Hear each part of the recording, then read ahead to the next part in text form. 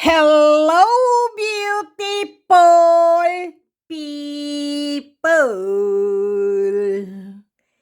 Beautiful people. Kamusta na po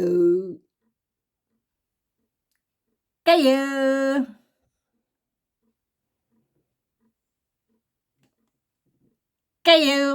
Kayo.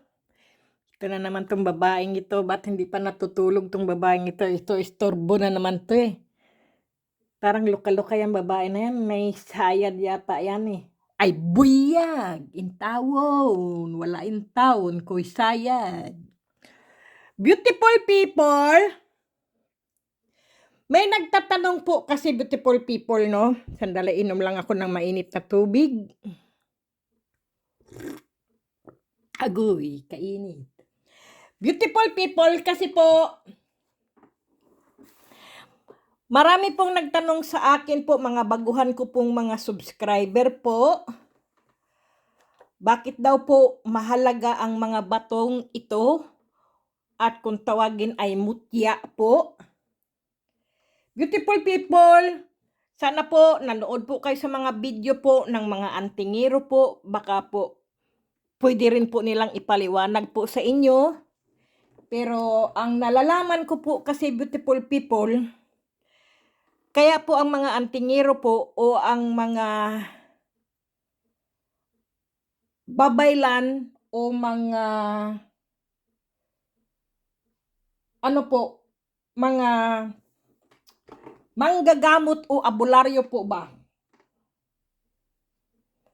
Kasi po, beautiful people, noong pong kapanahunan pa noong kanunuan po natin, beautiful people, ang mutya po ay tinatawag po nila noon po perlas ang tawag po niyan. Kaya lang po naging mutya po yan dahil kakaiba po kasi silang mga bato po. Kasi po, ang mutya po kasi ay popular po sa Pilipinas po. Subalit ito ay tinatawag na mahiwagang bato o magic po ba? Na ginagawa po nilang alahas po o borloloy sa ibang bansa po. Gaya po ng mga gemstone, kaya po ganoon, mga mga tao po sa iba't ibang bansa po ay hindi lang din po Pilipinas ang may mga ganito beautiful people. Mga naniniwala din po sila ng kasabihan po ang batong magic o kung tawagin sa atin nga po mutya po ng kalikasan po. Kasi beautiful people, sa isang sa ibang bansa po, isang bagay na maaring magtataglay po ng kakaibang enerhiya o bisa po ang mga mutya o talisman kung tawagin po sa iba. O kaya po ay amulet o charm po. Ilan lamang po sa mga normal na yung pagkakakilala po ba o pagpakakilanlan po ba ng mga mutya po. Kasi po, ang mutya po ay madalas gamitin sa mga ritual po. Bilang pangdagdag po ng mga pampaswerte o humahatak po o kaya po mainam na proteksyon po. Ang bawat mutya po kasi beautiful people ay may katangian po. Base kung saan sila galing o saan sila saan sila kinukuha o pinagkunan po ba. Ganun po. O kaya po yung saan sila pinagmulan po ba nila, ganoon po. Kasi po, ang mga mutya po ay may natural na bisa po at gabay. Ito po ay nagtataglay ng ordinaryong lakas o enerhiya. O kaya po ay sa sa mga iba't ibang bansa rin po, hindi lang po talaga ang mga Pilipino po o mga antingero ng Pilipinas po ay naghahanap po ng mutya po. Marami po. Iba't ibang bansa po, mayroon po. Hindi lang po Pilipino. Kaya lang po, hindi lang natin sila naiintindihan kung anong mayroon silang sinasabit at kinikwintas po sa kanilang leeg po. O kaya po nilalagay po nila sa kanilang mga ilong. Ginagawa po nilang aritis o hikaw po ba? Sa tenga po, sa mga bibig, sa mga dila, sa mga kung ano-ano. Kasi po, yun po ang paniwala po nila na sila ay may agimat po na taglay po. Kasi po, hindi lang po Pilipinas, kasi po ang iba po talaga ang mga tenga po nila. Inaano po nila, nilalagyan po ng mga kung ano-anong borloloy po ba. Totoo po yan. Yung iba naman, yung mga dila po nila o kaya po yung mga labi po nila. Kasi po, noon po yun eh. Kapanahunan pa po yan, noon pa po na hindi pa tayo pinapanganak, beautiful people, ay natural na po yan ng mga tao po na naniniwala po ng mutya ng kalikasan po. Kasi nga po, may mga taglay po yan eh. May mga katangian po ba na enerhiya po. Kaya nga po, ang iba nga po ay nagre-ritual po sila kasi po napakalakas ng bisa po o gabay po ang mutya po ng kalikasan. Nagtataglay po ito ng ordinaryong lakas. At ito po ay may katangian din po, ito ay nagpapagaling po. At nakakagaling din po ng may mga sakit na hindi maipaliwanag po ng ng sensya o ng mga doktor po, ng mga dalubhasang doktor po, na hindi nila maipaliwanag kung bakit ang mutya ng kalikasan ay nakakagaling at nakakaalis at nagbibigay enerhiya po ng tao po, ng mga spiritual po ba. Ganoon po yun. Kaya nga po, kahit noon pa po ay sikat na po ang mutya o perlas kung tawagin natin sa kapanahunan pa po ng ating kanunuan kung saan man po tayo nanggaling po ba. Kasi po, yan po ay mainam din po talaga ang mga mutya po na ginagawang panggamot po ba sa mga taong may mga sakit po. Tapos bigla na lang po sila gumagaling po ba sa mga sakit nila na hindi maipaliwanag at hindi mapagaling-galing ng doktor po. Totoo po yan, beautiful people. Kung minsan nga po ay mga tao po, halimbawa po, ang manggagamot po mga albularyo, mga babaylan po, kapag po ang tao noon ay nagkakasakit po na hindi na makatayo at hindi mo na makausap, minsan po ang mga babaylan o mga albularyo po ay sinusuotan po sila ng kwintas po ng mutya ng kalikasan, beautiful people. Ito po ay sinusuot at inikwintas bilang proteksyon po. At ang hindi lang po proteksyon, ito din po ay nagbibigay swerte din po sa mga negosyo po. Mga kalakal, noon panahon pa po ng ating mga ninuno po, mga bayani na siguro ang ating mga ninuno na hindi natin alam po. Totoo po yan. Noon pa po yan eh. Kasi po, nagdadagdag kalakasan din po kasi at may karisma po at nagpapalakas din ng aura po ang nagtataglay po ng mutya po ng kalikasan. Kaya karamihan po ay marami po talagang lubos na naniniwala po sa mga mutya, beautiful people. Kasi po, pag ikaw po may taglay po niyan, ang lakas po ng iyong karisma po. At ikaw ay ang iyong mga negosyo po ay umuunlad at umuusad po at dumarami po ang iyong mga customer, halimbawa po ganyan. At pabalik-balik po yan sa iyong mga paninda at gustuhin ka po kasi po naghahalina po yan kapag ikaw po may taglay na mutya ng kalikasan po. Kasi po, napakahalaga po talaga ng mga mutya. Tulad po noong unang panahon, beautiful people, no? Gumagastos ang mga reyna at mga hari po at mga pinuno o kaya po yung mga halimbawa po mga pinuno, mga kung sino yung pinaka ano po nila yung pinakamataas po sa kanilang katungkulan po, no?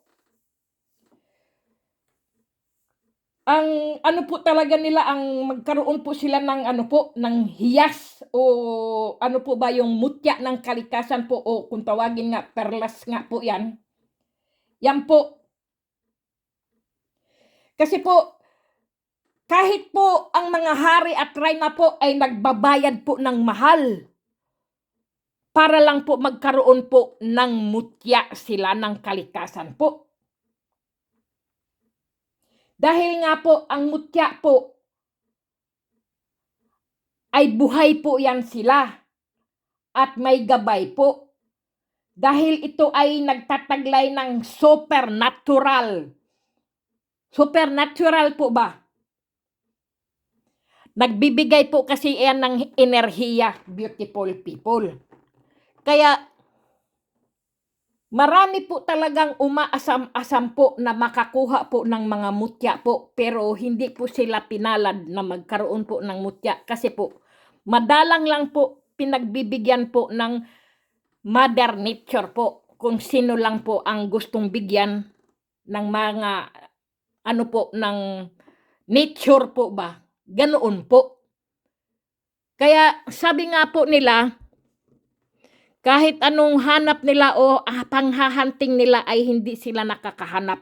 Hindi nila alam kung anong may gabay ba o walang gabay ang kanilang nakukuhang mga bato, beautiful people. Kasi po, hindi po yan basta-basta na kukuha ka lang ng bato ng dagat o bato ng ilog o bato ng bundok o ng bukid o kaya ng sapa po o kung saan-saan pong lupalop ang mga mutya, ay hindi po yan basta-basta nagpapakita po. Yan po ay pinapakitaan lang po yan yung may mababang kalooban po, yung maganda ang puso po, mabait, ganoon po. Sila po ay binibigyan po ng ano po, ng swerte o kaya naman po ay gabay. Pero sa panahon po kasi ngayon, beautiful people, dahil nga may mga kamera po, may mga video, may mga vloggers po, at saka po, alam nyo naman po, di ba, binibenta na po kasi nga sa taglay nating kahirapan, kailangan natin ng pera po. Yan ay ginagawa ng negosyo po. Dahil alam nila na sila ay nakakakuha po ng mga mutya o kung ano man mga ano po ba, mga medalyon o agimat o bertod po, yun po. Totoo po yan, ang sinabi ko po. Kaya yung nagtatanong sa akin, kasi po ngayon may mga subscriber po akong bago po na gusto niyang maliwanagan bakit anong meron ang mga mutya po. Yun na po ang sinasabi ko nga po, meron po silang katangian na supernatural po ang mga mutya ng kalikasan po. Kaya kung sino man ang nakikinig po na ngayon ay alam nyo na po, kasi siyempre po hindi po lahat ng tao ay naniniwala po, ang iba ay naniniwala. Kailangan po kasi maganda ang paliwanag po, dahil kung hindi po natin ipaliwanag bakit may mga ganito tayo o ganyan, mga bato lang naman yan. Paano? Ang sabi ko po sa inyo, beautiful people, kapag po kayo may mga ganito po, at lagi ko pong sinasabi rin po na sana ay samahan nyo po ng dasal at sipag at tiyaga po. Ganoon lang po yun. Kasi po, ako rin po, ang dami ko pong mga mutya, beautiful people, pero nagtatrabaho pa rin po ako. Ganoon po. at nagdarasal din po ako. Kasi may mutya ka nga, may pampaswerte ka nga, kung hindi ka naman kumikilos ay gutom ka talaga po. Ako pa, kailangan ko po ng magbayad po ng upa ng bahay, kuryente, tubig, heater, internet, telepon, pagkain, pamasahe sa aking ticket ng bus at ng tren. Totoo po yan. Kaya talagang samahan mo po talaga ng sikap at tiyaga po. Sipag at tiyaga at magsikap ka na magkapera ka kung paano mo po palaguin. Halimbawa po, kung kayo po ay may mga mutya po, sabi ko nga po sa inyo, ibabad nyo lang po sa tubig na may yung malinis na tubig po. Nyo lang po. Halimbawa po, itong baso ko po. Ayan. Ayan. Yung may mutya po siya diyan, beautiful people. Babaran nyo lang po siya ng malinis na tubig po. Pagkatapos po yung pinagbabaran po, iinumin nyo po yan. Araw-araw nyo po, lagi nyo po papalitan ang tubig po. Huwag nyo pong ibabad ng kay tagal tapos nilumot na, may kitikiti na, may mga anong klaseng mga dumi na pumasok sa tubig sa kanyo iinumin, ay ang labas nyo po, magkakasakit po kayo. Totoo po yan, baka may bakterya o kitikiti o kaya ay worm o kaya po bulate po. Kailangan, beautiful people, kapag iyan ay nilagay nyo po sa baso po, lagi nyo po huhugasan. Pagkatapos po ilagay nyo po, ibabad nyo po mga 5 minutes, saka iinumin nyo po.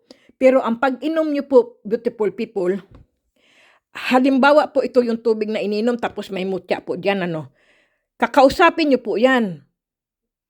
Itong tubig na iinumin ko, aalisin ang lahat ng aking sakit at pinapanalangin ko sa mahal na Berhen, haplusin niya lahat ng aking sakit ng aking katawan ay alisin niya sa ngalan ni Jesus. Ganyan po. Parang ritual din po ba? Ngayon, iinumin niyo po ngayon.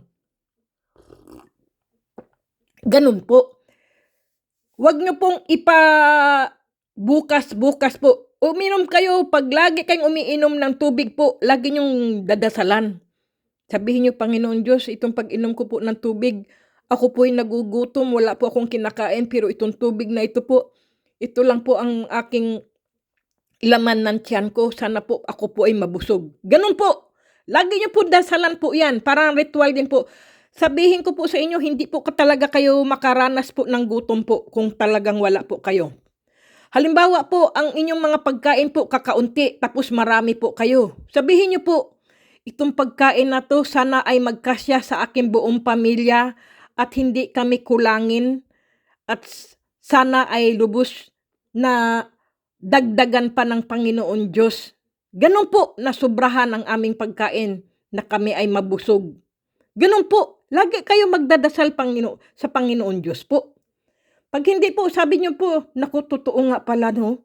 Totoo po yan. Dasal po.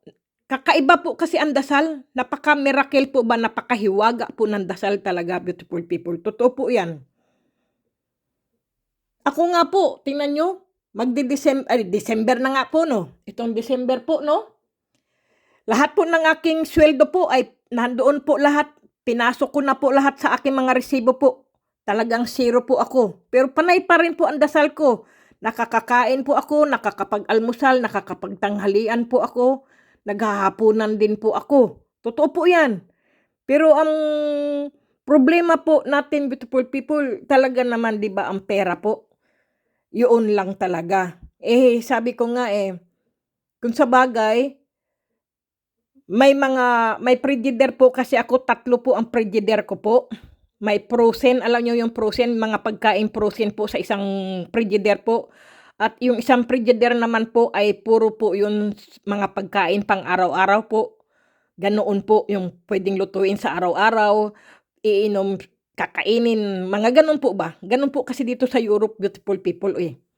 Kailangan pag may pera ka, mamimili ka, ganyan, ilalagay mo po sa freezer. Freezer ba tawag sa atin o frozen? Ganoon po. Mga naka-frozen po na mga mga pagkain gaya ng isda, karne po, ganyan, pinufrozen po para hindi po masira. Pati nga po mga gulay ko po dito, pinuprosen ko po, gaya ng ampalaya. Yan po ay hindi nasisira. Sitaw, yan po ay hindi po nasisira. Pero ang malunggay o kangkong po ay hindi po pwedeng iprosen po yan. Ganyan po. Pinuprosen ko lang po yung mga matitigas na gulay po na pamprosen po talaga na hindi po siya masisira. Gaya po ng kalabasa po, pwede din yan iprosen po. Kaya pagka nagluluto ako, nandyan lang po, kukuha lang po ako dyan sa aking ano po. Pero ang talong po ay hindi po napoprosen kasi po ang talong po kasi ay nangingitim po yan eh. Pag nababasa o tumatagal, nangingitim po. Pero ang palaya po ay green pa rin po siya. Ganoon po. Ako po, sarap na sarap po ako sa mga ganyang ampalaya po. Totoo po yan. Ngayon ay hindi po ako nagpo-prosen po ngayon ng gulay kasi po lagi may press po ang tindahan po ng, hindi ko po babanggitin, basta po yun po. Doon po ako laging bumibili, ganoon po. Pero frozen ko lang po ang mga isda. Kapag po 1 kilo ay napakamura ng isda, bibili po ako ng 5 kilo, ilalagay ko po sa aking frigider po, hiwa-hiwain ko po o kaya po gagawin ko pong ano po, yung daing po ba, hiwain ko po, ipo-frozen ko po. Kaya kasi po pag summer po kasi dito walang isda po pagka winter po maraming isda po. Ganoon po rito, beautiful people. Kasi po pagka nga summer nga naman madaling masira po kasi mainit po ba. Ganoon po. Kapag ano naman po, pagka winter po, maraming isda po na pwedeng i-frozen, pwede sa malamig po talaga. Gagaya po ng gatas ko, beautiful people. Yung gatas ko po dito, yung inano ko po, binabad ko po. Hanggang ngayon po, hindi pa rin po siya sira, beautiful people, no? Kasi po, malamig po kasi dito sa amin malamig. Hindi po agad siya nasisira o napapanis po. Ganoon po dito ang mga pagkain po. Itong ano ko po dito, beautiful people, yung terrace ko po. Nandyan po lahat ng mga yung mga inumin. Nilalagay lang namin sa terrace po, parang frigider na rin po yan. Kasi po sa sobrang lamig sa labas. Kaya lang po, siyempre po, inaano mo din po yung grat pack kasi po pag nag-minus po yan ay hindi po pwede ilagay ang mga soft drinks doon po kasi mababasag po, magka-crack po ang mga bote po sa sobrang lamig po. Ganyan. Magpo-frozen po sila. Yaan. Kaya pinapapasok din po yun. Totoo po yan. Halimbawa po, yung aking kanin, hindi siya yung kaldero ko po, hindi kasya sa frigider dahil puno yung frigider ko po. Nilalagay ko lang po sa terrace ko. Ganun po. Pero napo-frozen din po siya sa sobrang lamig po sa labas. Totoo po yan. Mga niluto kong, halimbawa po, nagluluto ako ng paksiw o kaya po sinigang o mga kaldero ko po na hindi ko po nilalagay sa frigider po. Sa labas po ng aking terrace po, doon ko po nilalagay. Kasi po sobrang lamig Hindi po nasisira. Ganun po. Totoo po yan. Mga po, dyan namin nilalagay. Pero, hindi 1 linggo Halimbawa po, ngayon nagluto ka, marami. Ngayon mo ilalagay doon, palamigin mo siya. Tapos bukas, inano mo kagad siya, lutuin mo siya, initin mo, kainin mo na. Pero wag mo na po ulit ibabalik pa sa susunod po. Ay hindi na po pwede po yun. Baka po ikaw ay magkaroon na po ng salmonella ba yun? Kaya mag-iingat din po. Totoo po yan. Kaya nga maraming mga nakarating dito sa Europe po Sabi nila, wow, ang galing naman. Buksan mo lang yung bintana, aircon na. Kasi po sa sobrang ng lamig nga po dito, beautiful people Ang lamig-lamig, ayan madilim na ano na po doon. Totoo po yan. Malamig po, minsan. Ay, nako. Sige na, beautiful people, at mag-aalauna na naman po. Sige na po, matutulog na po ako. Yun lang naman, nasabi ko lang po sa mga anong ibig sabihin po ng mga mutya, bakit yan ay mahalaga. Mahalaga po talaga ang mutya ng kalikasan po. Kasi nga po, yan po ay mga galing po yan ng mga engkanto, dilingunato, engkantada, maligno, mga elemento na hindi po natin nakikita. Yan ay sa kanila po yan. Yan po ay kila Mother Nature po yan. Mga mutya ng kalikasan po. Kasi po, nagbibigay po yan talaga ng lakas at kagalingan po. May mga supernatural po yan. Sige na, Nalilit na uutal na po ako. Sige na, beautiful people. Good night na po. At ito, naka-smid na naman tong aking, ang aking best friend. Best friend! Sige na, beautiful people. Maraming salamat po sa walang sawa niyo pong panonood sa akin po. Maraming salamat. At saka po, sa mga hindi po nag-i-skip ng aking video po, maraming salamat po. At ng mga ads ko po, maraming salamat, beautiful people. At saka sa mga baguhan ko pong mga subscriber, maraming salamat din po. At nahanap nyo po ang aking channel po na masayang-masaya po kayo sa lahat ng mga video na papanood nyo po sa akin. Lalo na sinasabi nyo, magaang ang aming pakiramdam kapag naririnig nyo ang boses ko po, at lalo na pag ako'y tumawa na po, ay pati po kayo ay natatawa. Sabi nyo, parang namamagnet din yung tawa namin. Totoo, sabi nga, dako, para naman akong hambugera nito at mga totoo naman, beautiful people, di ba? Pag daw ako'y tumawa, ang dami po. Nakawag na lang po, beautiful people. Sige na po, basta po, maraming salamat po. Malapit na rin po magpasko. Diyos ko po, sana po kakain po tayo, salo-salo po ng ating buong pamilya po na healthy po tayo, magandang kalusugan po natin. Basta po, samahan nyo po palagi ng dasal, beautiful people. Bawat pag-inom nyo po ng tubig o bawat pag-inom nyo po ng inyong mga gamot po, ay samahan nyo po ng dasal. Yan lang po talaga. Ang dasal lang po ang miracle, ang pinakamahiwaga nating panlaban at gabay natin, ang dasal ng Panginoon Diyos po.